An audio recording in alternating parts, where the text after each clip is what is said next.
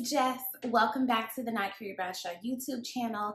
In this video, I am reviewing Season 2, Episode 2 of Summer House Martha's Vineyard. I have so very many questions. Once again, last night I slept hard, right? So I woke up this morning, the eyes weren't giving bright-eyed, bushy-tailed. So again, it's a glasses day. Sorry if the glare from the ring light is a bit much for you. I'm trying to sit so that it's not giving too much, doing too much. Anywho, let's dive right in. Now that the housekeeping is out of the way. Who the fuck keeps coming up with these things for the events that the crew does? Last episode, it was Tales and Tales with like the lobster tails, the crab, the whatever, and they were telling tales. Okay.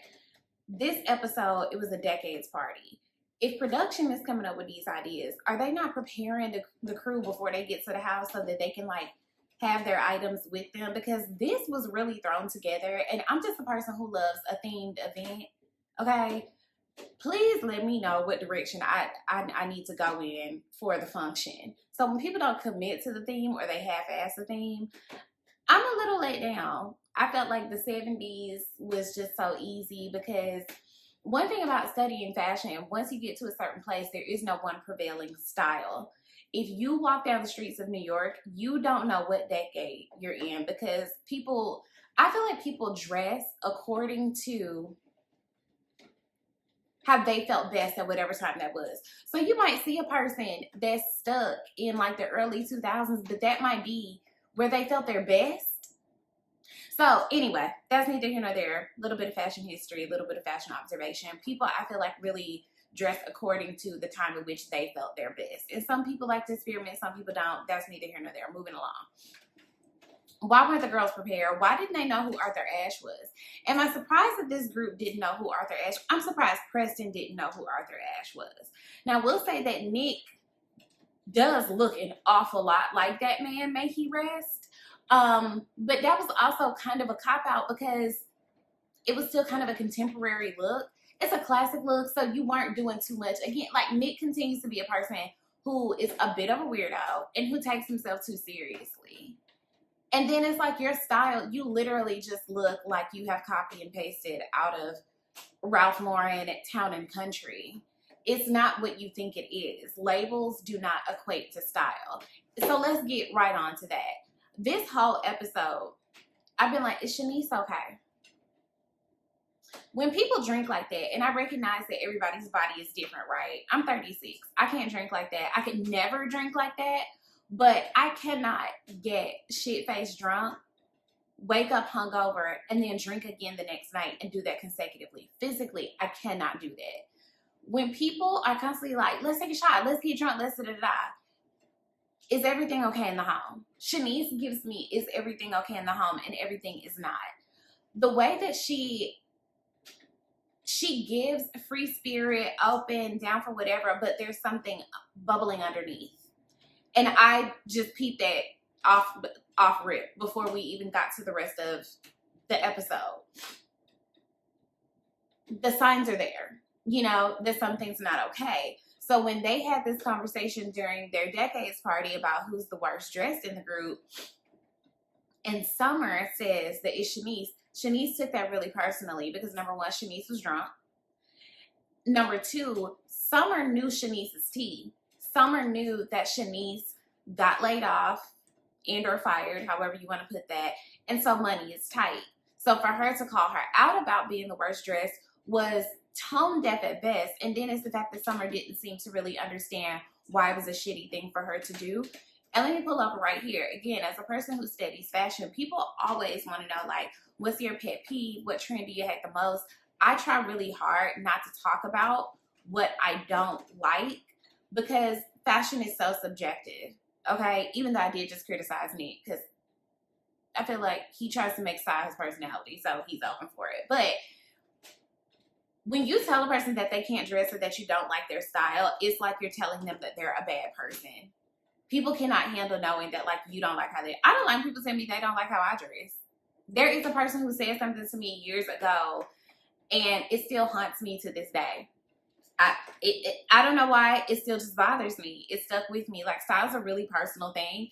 So, and then when you're criticizing how someone dresses, it can roll over into elitism, because when you dig into, well, what about it don't you like?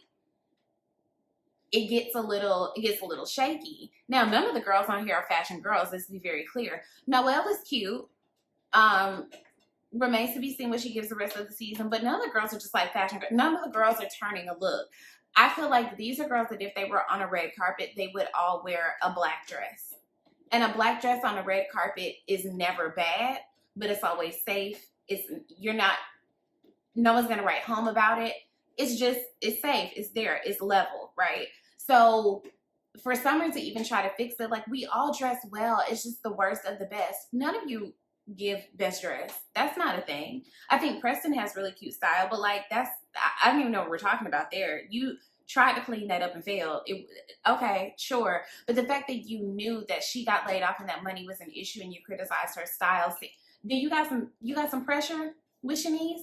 And so Shanice has this breakdown and she comes back and tries to confront it, but then moves on like it's nothing. Shanice is avoiding a lot of stuff. Shanice, to say that you go to the gym as your therapy, you need to go to actual therapy. There is no substitute for therapy. You need an actual therapist. Something's not right. And then for her to say, I have an Alexander Wang dress. Okay, girl, what do you mean?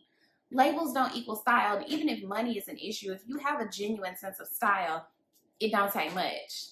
So, and it's okay to not be a fashion girl. Everyone isn't. Find something else to contribute to the world. I really also find it interesting that Shanice says that she thinks that Summer is jealous of her because when they were hanging out, she was dating a certain caliber of men, and Summer was jealous of that. If you are dating a caliber of men who are moneyed, high rollers, whatever, they can't slide you in on your wardrobe. If you're trying to give, oh, I talk to a certain kind of man and they have this and they have that, why aren't they giving any of that to you? Especially if you're saying that it's such to a point where Summer would be jealous. 1 + 1 got to equal 2. What's the truth? What is it? What's happening there?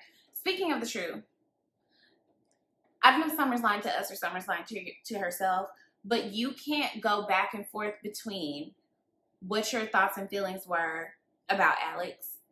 You got to pick a side. Because on the one hand, oh, the sex wasn't that great. He's a good kisser. I was expecting more passion.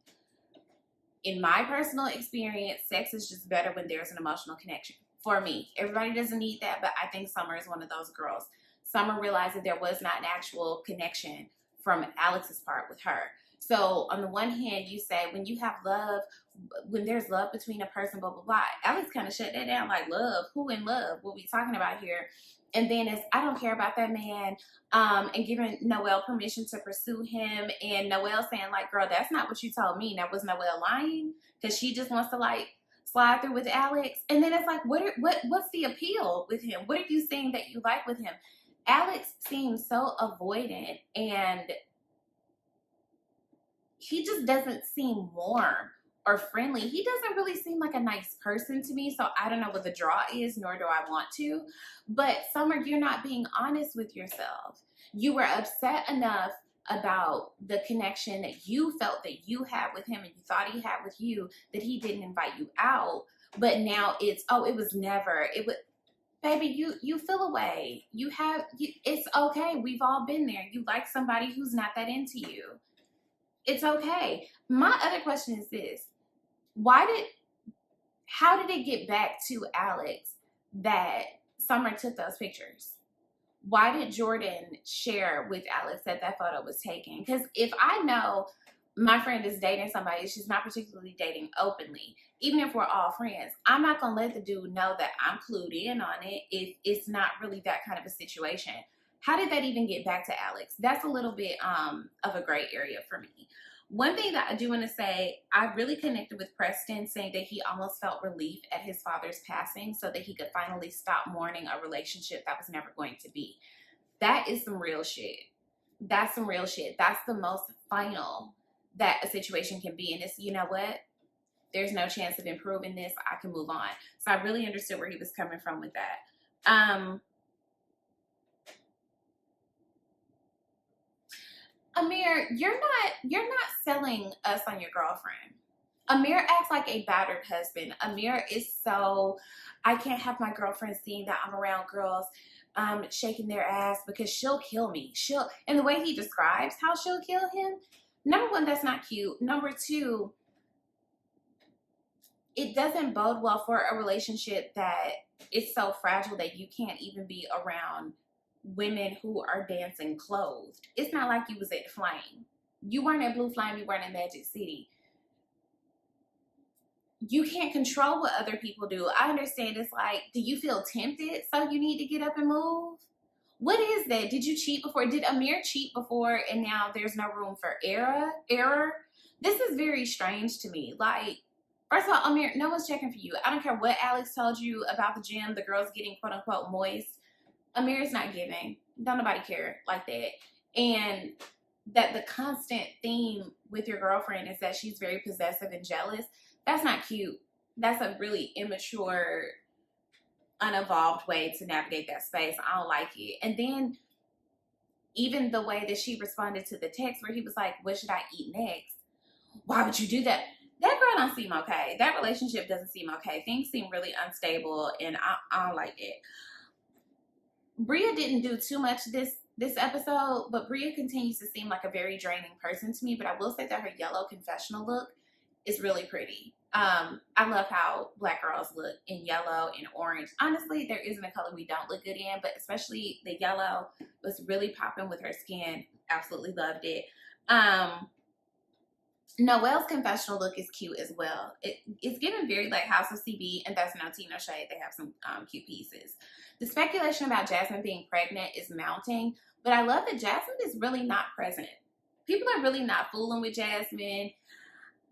And I'm sorry, but it's just retribution for how draining she was the last season. And maybe she's also ducked off because she's clearly trying to hide a pregnancy. Nick, okay, let's circle back. There's something about Nick that is off to me. Again, Preston is the only one of the guys that I really see it for. Nick was ambivalent at best about his relationship last year, even though he was openly like choosing on Jordan. The North remembers, okay? And I did notice that it seemed like they were trying to create a narrative that Nick is a bit handsy with the girls, especially when he's been drinking. From them taking the picture together and then Jordan saying that, Jordan like pushing him off, like, why are you all up on me? Some people do get very affectionate when they get drunk. And I'm not saying that he's assaulting anybody because that's a very different thing. There's one thing to be just a bit too affectionate, a bit too handsy, and like a predator. I don't think that Nick is a predator.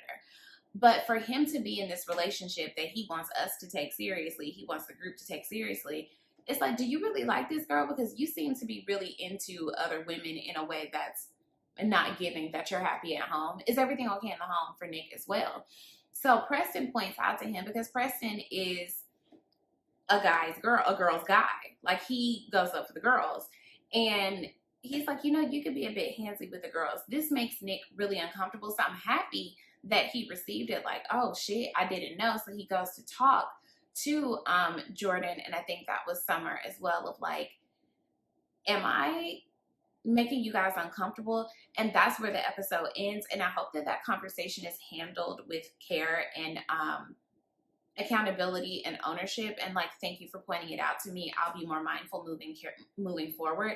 That's the best way, the best possible outcome, I think, for situations like that. When a person is telling you like, you've done something that makes me uncomfortable, before you get defensive, thank you for pointing that out to me. I'll make a note of that moving forward. Jordan reveals her alopecia diagnosis. I'm curious, what does it mean that you were made to get a relaxer? How did someone pressure you on set to get a relaxer? Because a relaxer is that's something that one of the reasons that you get a relaxer in a salon, like with a specific kind of like water pressure, is to wash it out properly. What happened there? How did someone make you get a relaxer, and what was the tea on that? I'm happy that she's going to get a brand deal. It's going to bring awareness to, I didn't know that alopecia was an autoimmune disease. I don't know what I thought it was, but I'm sure we'll delve into more of that throughout the season. But that's it for episode 2. Let me know in the comments what you guys think of this the season thus far better or worse than last time? Slide in the comments, let me know. Be sure to like, comment, share, subscribe, all of the things, and I'll be back to talk about episode 3.